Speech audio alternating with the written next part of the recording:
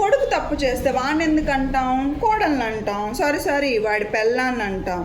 అదే కోడలు తప్పు చేస్తే దాన్ని ఒక్కటే ఎందుకు అంటాం? దాని ఫ్యామిలీ మొత్తాన్ని అంటాం.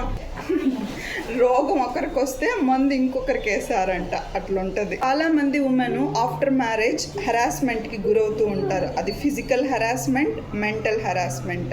మెంటల్ హెరాస్మెంట్ అంటే ఏదో అనుకోకండి, మాటలతో సూదిలాగా గుచ్చడం. మనల్ని కొడితే తంతే కేసు ఫైల్ చేయొచ్చు, తిడితే కేసు ఫైల్ చేయొచ్చా? ఎస్, మెంటల్ హెరాస్మెంట్, మానసికంగా హింసించినందుకు కూడా కేసు ఫైల్ చేయొచ్చు. చాలామంది డాక్టర్సు బేసిక్ హెల్త్ గురించి అందరికీ తెలియాలని వాళ్ళ ఓన్ యూట్యూబ్, ఇన్స్టాగ్రామ్ ఛానల్లో వీడియోస్ క్రియేట్ చేసి అందరికీ అవేర్నెస్ క్రియేట్ చేస్తున్నారు. సేమ్ అలానే చాలామంది లాయర్సు లీగల్ నాలెడ్జ్, ఏదైనా ప్రాబ్లమ్స్ వస్తే ఎలాంటి కేస్ ఫైల్ చేయాలి, ఎటువంటి సెక్షన్స్ అవైలబిలిటీలో ఉన్నాయి, ఎలా ప్రొసీడ్ అవ్వాలనేది కూడా బేసిక్ అవేర్నెస్ అందరికీ తెలియాలని, మనిషికి ఉన్న రైట్స్ ఏంటి, ఎలా ఫైట్ చేయాలి, నాట్ ఓన్లీ లీగల్ ఇన్ఫర్మేషన్.